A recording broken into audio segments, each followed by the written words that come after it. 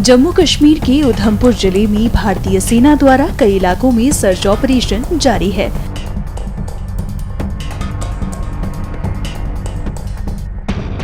यह ऑपरेशन रामनगर क्षेत्र के जोफर में हुई मुठभेड़ के बाद चलाया जा रहा है।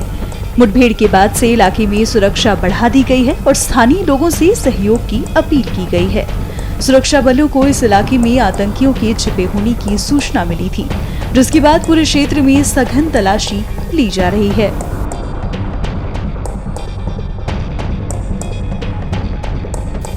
सुरक्षा बलों ने किसी भी आपात स्थिति से निपटने के लिए सभी तैयारियां कर रखी हैं और पूरे क्षेत्र में सतर्कता बढ़ती जा रही है।